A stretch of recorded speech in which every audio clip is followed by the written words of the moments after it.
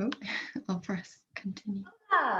Soy yo, Vicky, otra vez. It's me, Vicky, again. And today I'm doing a podcast and I'm interviewing one of my students, Rhian, who is actually in Wales at the moment. So, hi, Rhian. How are you? Hi, Emma. Good, thank you. Good, thank you. Good. Okay, so we'll go straight into the interview because people don't know anything about you, and you can tell them a bit about yourself and your experiences with Spanish. So, first of all, where do you live and where are you from? So at the moment, I live with my parents in Swansea in South Wales. I'm half Welsh, half English. And yeah, most of the time I live in Exeter for university, but yeah, at the moment I'm home with my parents in Wales. Right, so your university is Exeter University, is it, that you're going to? Yes, yeah, I'm a French and Spanish student going into my final year at Exeter University. Mm. And how long have you been coming to Spain, or where did your interest with Spain start? It started, I came to Spain for the first time in 2016, and I remember being really frustrated that I couldn't understand what was going on, or I always like to sort of be able to communicate, and I think the fact that I couldn't communicate I found really frustrating.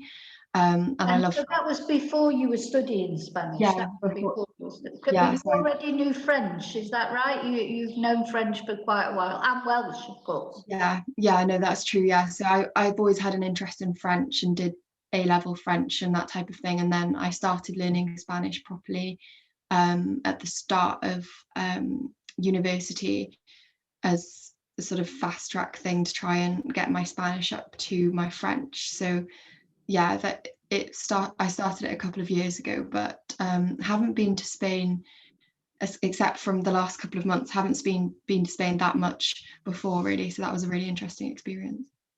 Yeah. So Rhian just recently had a 2 month trip or round trip in Wales, in Spain, where she travelled around Spain to various areas. One of which was here in San Miguel de Salinas. Yeah. And yeah, of course, for Rhian, I'll just fill them in a little bit.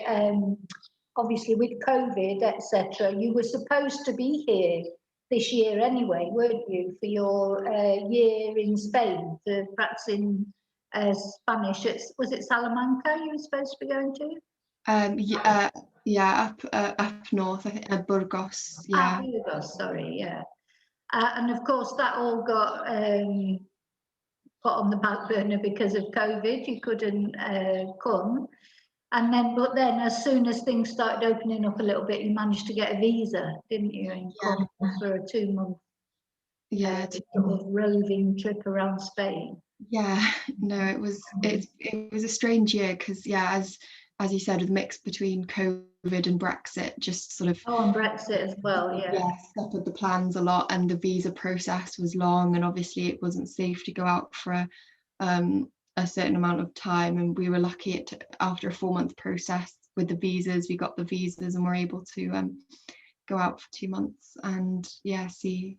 Yeah, I mean, I think as I've said to you, and I just think it's awful because not only with COVID, and then there was the Brexit problems as well. So, it just makes me so angry because, of course, students have been able to travel freely around Europe to study, and now because of Brexit, unfortunately, British students aren't allowed to do that anymore. So you have to go through all the visa process, and it was quite a complicated process, wasn't it? Probably made worse by COVID, but Yeah, it was quite a long process and a lot of sort of traveling because the nearest embassy for South Wales is in, well, nearest is in Manchester, so it sort of involved going up and down to Manchester in one day and a lot of paperwork and stuff, which just seemed so, it does seem really strange because yeah, 2 years ago my last trip to Spain, it was, just got on a plane and got to Spain. So I didn't have to think about anything. Yeah, I think this is something that maybe people who did vote for Brexit didn't realise what they were doing to their, really what they were taking away from their children and grandchildren with this right to, it doesn't just work one way, everybody flooding into Britain, it's like British people can or could travel freely as well around Europe. And I think there's going to be a lot more problems in the future with that, unfortunately. Hopefully not. Maybe there'll be some arrangements made. Has all been complicated probably by COVID, but what did you find? What do you like about Spain, Rhian? What did you like? What were the positives about your trip to Spain? I think mainly for me was the culture and the ability to sort of, because learning the language at home from my bedroom has been very rewarding, but then being able to put it into context and to see sort of the way the culture works and to hear it being spoken and being used and sort of to experience the food and sort of, without meaning to sound cliche, the food was amazing, and just it was, it put everything that I'd learned in context and opportunity to use language. And I think that's what I most enjoyed about Spain. And the thing I most enjoy about Spain in general is the culture, the literature as well. I enjoy going to the bookshops and seeing all the authors and things that I like in the bookshop. So that's And of course, you're part of your degree course that you're doing. You have to do Spanish literature, don't you? You have to do quite a lot of literature, which is quite difficult, isn't it? I think.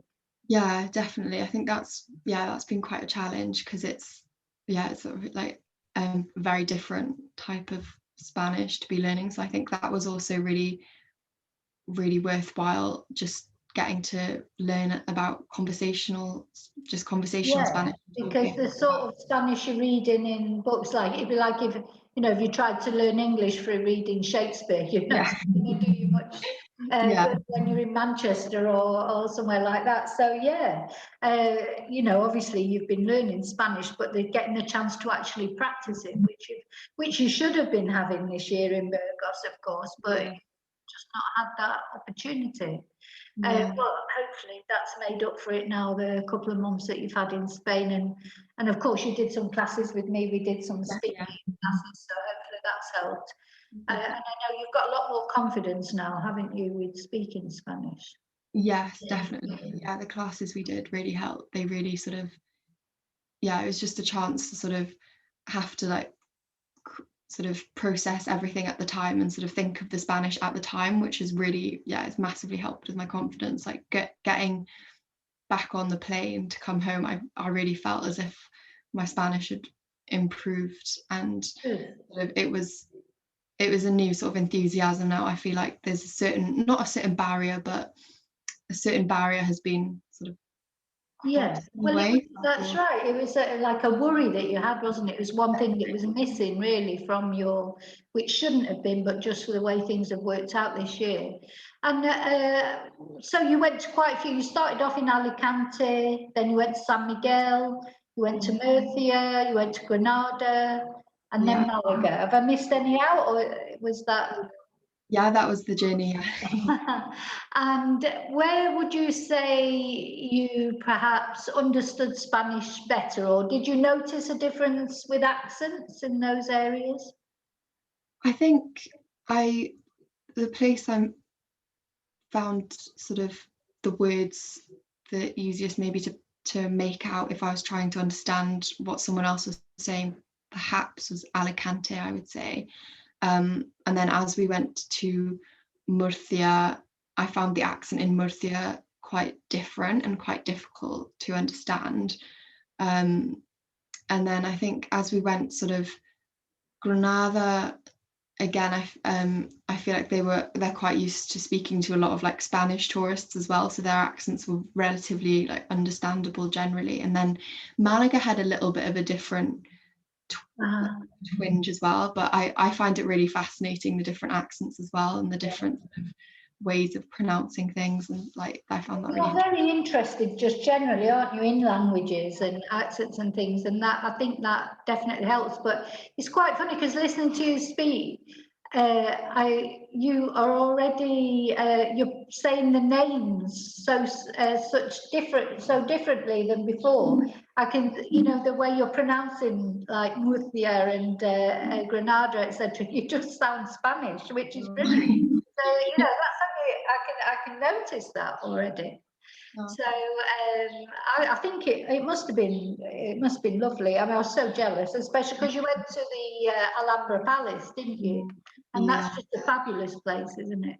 yeah, that was definitely a highlight. I think Granada, like, generally was one of the highlights because it's just such a beautiful city, and it just, you felt like you were, even though you were in Spain, you felt as if you were in some sort of like dream place, because it was just the Yeah. buildings and the views, and Well, oh, it's it so was, Arabic, isn't it? So it doesn't almost feel like Spain, really, yeah, because of the influence of the Moors and the Arabs.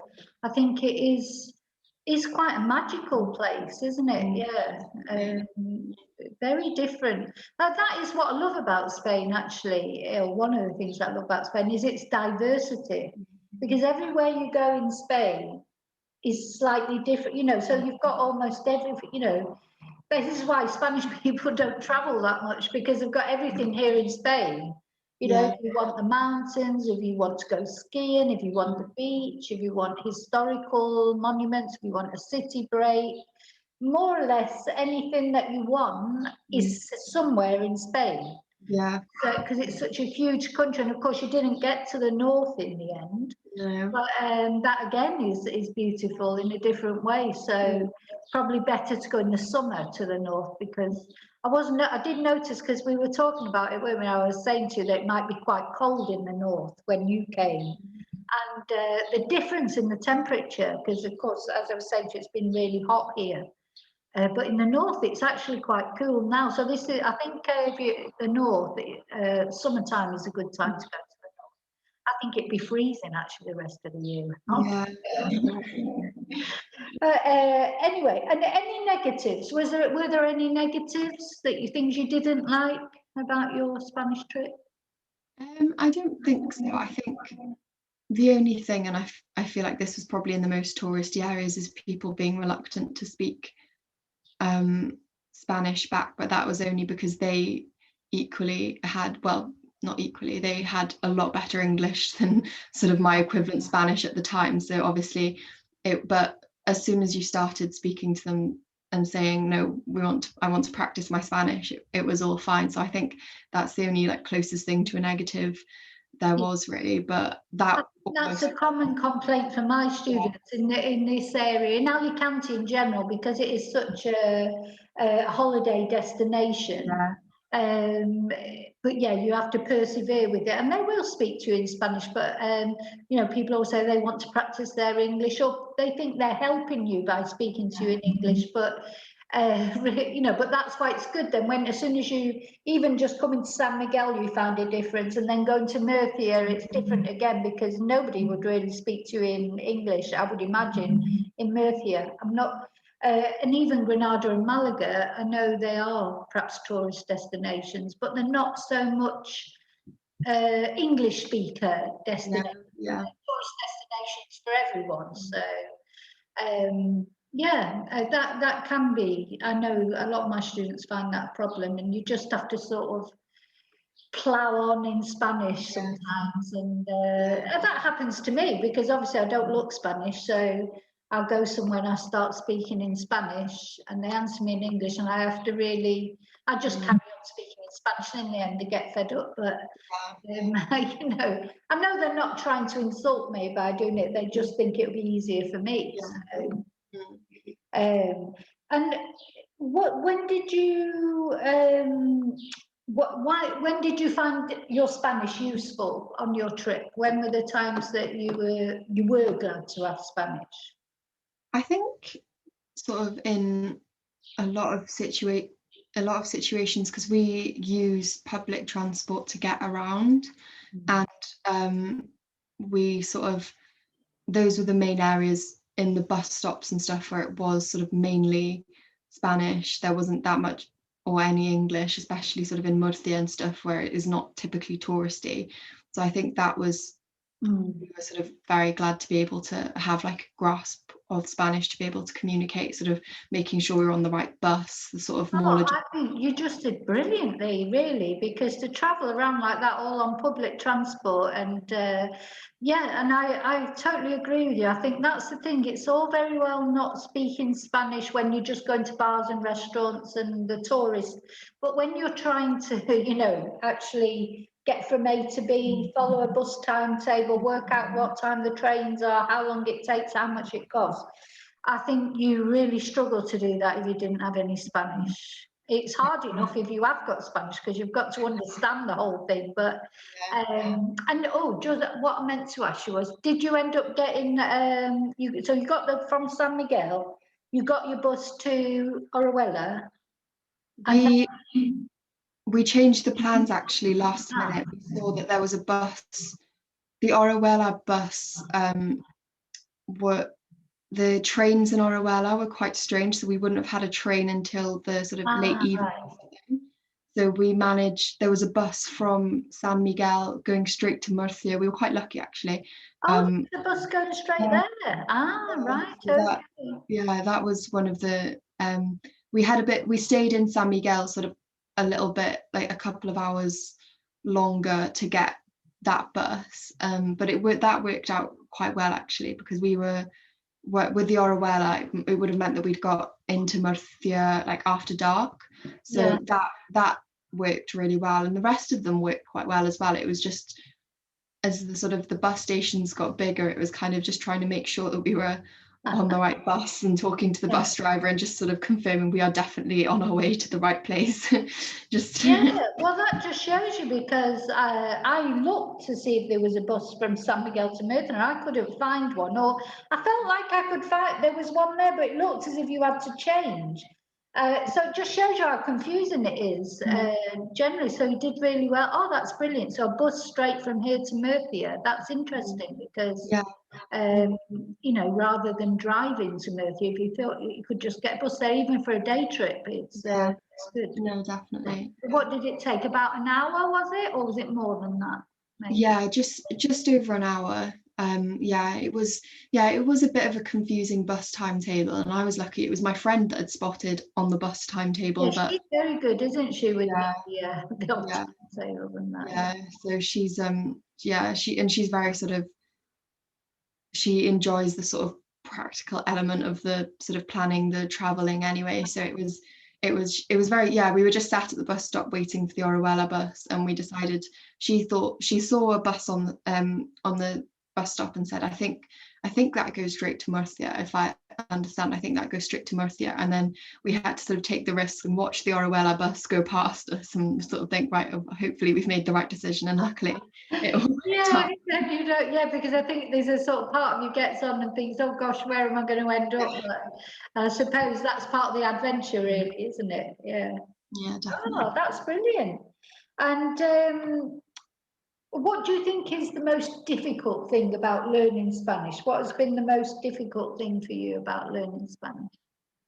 I think for me, it's sort of the confidence to make mistakes, even if I think that they're silly mistakes, because it's through just making myself speak that I've actually sort of learned the most. I think because at the start I was so worried about sounding silly. I think because when I first started having the Zoom sessions with you over Zoom and things like that, it's that sort of, I was so nervous to make mistakes and that I didn't want to speak. And I think that at the start of Spain, I had to push myself to speak and make those mistakes, because without having the conversations and the practice, then I wouldn't be able to improve, because it was very easy to try and let my friend do all the talking. But I think once I actually did the talking, and then by the end of the trip, we were kind of doing like equally as much sort of talking, which was really rewarding. Yeah, and it's exactly right what you say. I think what holds most people back is the fear of saying it wrong. But unfortunately, that holds you back from ever learning how to say it right. So you sort of got to swallow it a little bit and know that you're going to make, an absolute pig's ear of it sometimes. That's just, because if you knew how to say it perfectly, you wouldn't have to even practice. No. But so that confidence is a big thing. I think that holds a lot of people back, worrying about saying it right, worrying will people think, oh, I'm stupid or that. But really, you have they won't. People don't think that. Just like we don't think if somebody is trying their best to speak to us in our language, we don't think, oh God, what a fool. Yeah. We think, oh look, they're trying to speak English. So. That's interesting. I think that's exactly how it is for most people. And what did you think was the most enjoyable thing about learning Spanish? What do you like best about Spanish? Yeah, I think it was sort of when we had a conversation. So I think we went to a museum in Malaga, and there were a couple of Spanish students at the desk, and they started a conversation with us in Spanish, and like we managed to sort of have a whole conversation in Spanish and just sort of like walk away and look at the museum and think, oh my gosh, we actually just sort of spoke to people in Spanish, and they did. And it was one of the first times that I don't think we made any sort of big mistakes, and they were really nice as well because they'd spent time in the UK and we could have a proper conversation. And then I sort of walked away and I was like, oh my gosh, I've just had like a conversation in Spanish, like a really spontaneous one that I hadn't prepared for. And I think that was the most enjoyable thing. And the just sort of, yeah, it's a good feeling, isn't it? It's a good feeling. Yeah, really good feeling. Yeah, I suppose it's French that you haven't spoken much lately then, is it?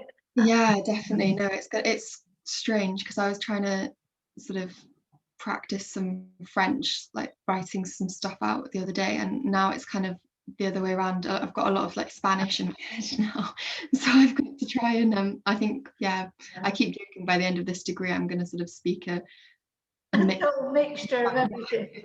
Yeah, and Welsh thrown in as well. Yeah, Welsh thrown in. Yeah, it'll be a strange blend. Yeah, it's good. And what advice would you give to people who are learning Spanish? What would be your top tips, if you like? I think apart from sort of, if possible, obviously like going to Spain, I think is the ideal sort of thing. I think what I really enjoyed out in Spain, which I've been able to do at home as well, is watching Netflix programs and stuff, and like learning what Netflix programs were sort of popular in Spain, and I can still like watch them at home and practice, which is quite good. And just I think just the speaking. And you watched some of the football, didn't you, with the Spanish commentators? Yeah, that was good fun as well. Actually, it was sort of trying to work out what's happening, and then you don't realize like there's more and more sort of, you understand more words. And for me as well, I really like music and I really like Spanish songs. And a couple of years ago, I used to listen to them, but not really understand the words. Yeah. But I find the more I listen to those songs now, the more I understand the words. So I think that's quite like a fun way of. Well, it's funny you say that because, I forget so much. But when I was learning Spanish, when I first came here a long, long time ago, I had loads of CDs, as it was then, with all the Spanish hits like Alexandro Sanz and Amaral in all different groups. There's Stoppa. I don't really do that now because it's funny because all the things that I think that a lot of the things that you do when you're trying to learn Spanish, once you've learned Spanish, you don't do them anymore. Like I used to watch the Spanish TV a lot. I don't really watch it much now, and listen to music and things like that. But you do it, and if you like words, which I think you like words, and you're interested in language, so the songs. I like the way. I don't know. I think the Spanish language is very poetic. It's lovely. It just sounds lovely. Yeah. But the songs sound lovely, even when they're not really lovely, they sound lovely. So, it's been quite a long time since I've really listened to any Spanish music, which is strange. That I don't know why that. I suppose once you get to I think for me personally now it's a bit more like work because that's what I do as a job. So I'm reading a book in Spanish or watching a program in Spanish or listening. It feels more like work. Yeah, that makes sense. Yeah, that makes sense. Whereas, of course, when I was learning Spanish, it was thirsty for knowledge. But now, I suppose that it's started to feel more like a chore to do it than something for pleasure. Mm. But and what do you think would be an one essential thing that you would need if you were going to live in Spain?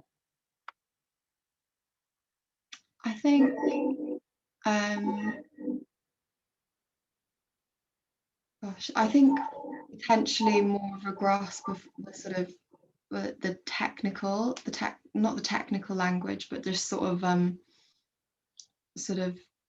just knowledge of like experiences, you know, sort of you get with moving into places and various things like that. I think because we had, when we were in Malaga, the electricity broke and stuff like that, and I had to deal with like a Spanish electrician and had to coordinate that. So I think if I was to live, I think in Spain, it would be just knowledge of that sort of vocabulary, which sounds really specific, but I feel like I'd want sort of more. No, I totally agree with you. Not only the vocabulary, not only the language itself, but the way things. What I found, and it just came up quite recently, it's the processes.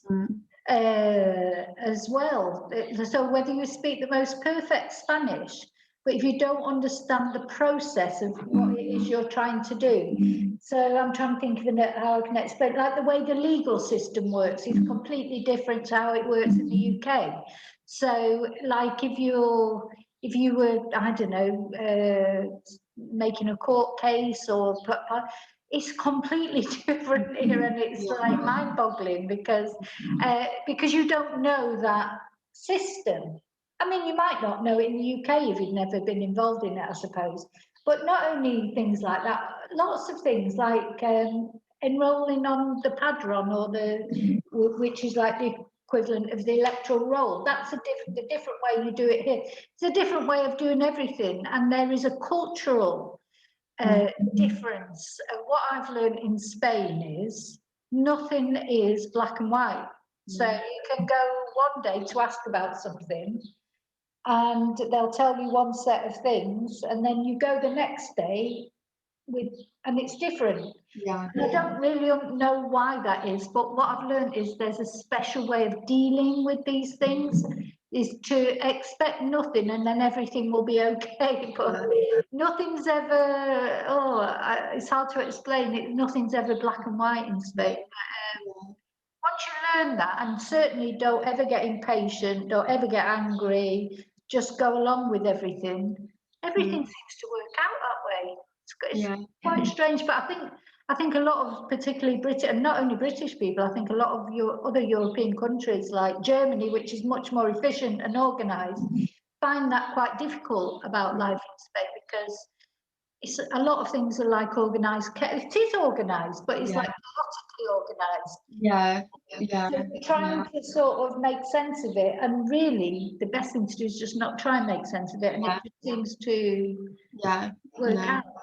Yeah, I'd agree, definitely. I think it's sort of staying laid back, and one phrase Stay calm, stay calm in these situations because it doesn't get you anywhere to. Whereas I think in the UK maybe it might get you somewhere to start shouting and demand something, but it doesn't get you anywhere here whatsoever.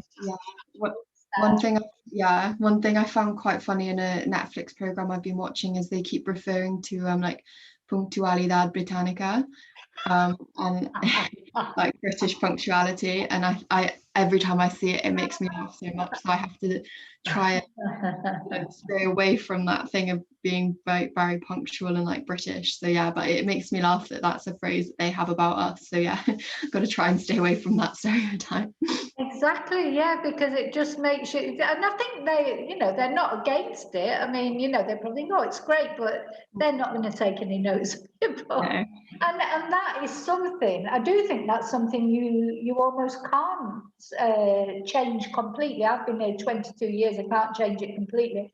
I've just learned to accept it. I mean, I haven't changed the way I am. I think that'd be hard, but just to become more accepting of the way it is here. So so it's not all about the language, is it? It's the language and the culture that you have to understand.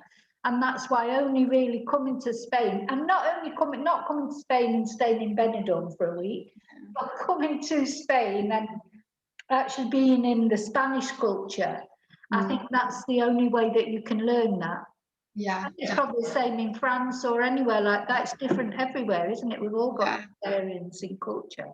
definitely, yeah. And just sort of, yeah, having to put yourself in, because yeah, difference in cultures, the same experience with the electrician. One of the ladies I was dealing with who was coordinating the appointment was French. So I was speaking to her in French and trying to like remember the French way, and then the electrician came in Spanish and I had to speak in Spanish. And it's yeah, it's the like just the not very subtle differences, and just not attitude, but just in the way that you, and I found that really interesting. Yeah, it is interesting. It is interesting. And finally, Rhian, how have you coped with COVID generally and all the lockdowns and all the things it stopped you doing for so long? I mean, what's been your coping mechanism of getting through COVID, which hopefully we're sort of coming through it now, but who knows what might happen in the future? But I think at the start I coped relatively okay, just because I thought, oh, we've got quite like, you know, quite a lot of time, and I thought, oh, it's going to be a set amount of time that we've got to be home, and you know, you can get a lot of things done and things. And then when it went on, I think and realized that it was going to sort of affect this year as it had. I think it was sort of quite gutting really, and quite sort of difficult to come to terms with. But then I think I think in a way, the way I sort of coped is I just sort of tried to stick in a routine and tried to sort of, I mean, it in a way, on the bright side, it's been brilliant for my Spanish, because I think even though I haven't gone to Spain, it's made me even more focused to like make the effort to try and get better in Spanish anyway, because we had our Zoom sessions over during lockdowns, and trying to push myself despite that. So I think weirdly, even though I only was able to go to Spain for 2 months, I think the lockdown definitely made me more enthusiastic, because it's now, as things are hopefully beginning to open up, I kind of think in the future, like, this experience has been a really good one that will hopefully let me go to Spain when in the future, when things are a bit better again, and you know, to spend more time there. So I think if I try and have a positive outlook on it, I think that's what I would take from it. Yeah, well, I think that's brilliant. And I think you're right. I think you've got to, there have been some positive things, but only depending on how you look at things, you know. And I think I remember when Pedro Sanchez, my hero, announced the first lockdown for 2 weeks. And me and my friends were saying, oh, well, I'm going to clean my cupboards out, and I'm going to do this and I'm going to do that. So we genuinely believed it would only be for 2 weeks, because, and of course, looking back now, it seems ridiculous, because obviously it was just 2 weeks, because he didn't want to say to people, oh, it's going to actually be 18 months or whatever, you know, so it's like that. And it seems ridiculous now that we even believe that, but there have been positive things that have come out of it. You know, same for me, Viva, like, I never did Zoom classes before lockdown, so it's meant that I could do classes with a lot of people that I couldn't have done classes with before. You know, you've got to look on the positive side of things, but and I think everybody. I think the other thing is, hopefully, it should make people feel more together, because everybody has suffered, haven't they? There's nobody who hasn't suffered during COVID. Some people have suffered more than others, especially those that have lost loved ones, etc. But everybody's suffered to some degree, and I think young people have really suffered through it as well. So, yeah, I mean, let's hope that we're on the coming out of it now, or at least not to the same extreme. I still think we might have more lockdowns in the winter. Yeah. But who knows? Hopefully not. Hopefully not. But perhaps we're more prepared for them now as well. So I suppose even if we do have maybe not complete lockdowns, but just more restrictions. Because of course, when you came to, in Spain, really, we've been quite lucky. We have had a lot of freedom. Yeah.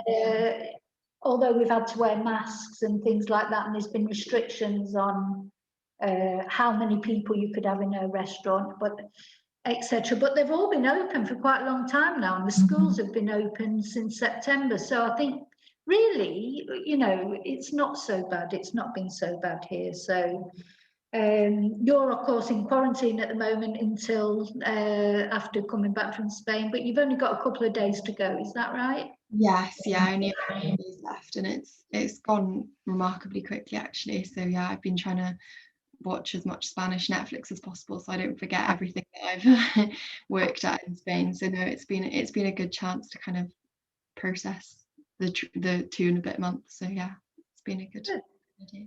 Well, thank you so much for talking to us today. I'm sure people will have found it interesting. That's it for this video. Thank you for watching, and te veo muy pronto en el próximo video. Vale, adiós, Rhian. Adios. Adiós.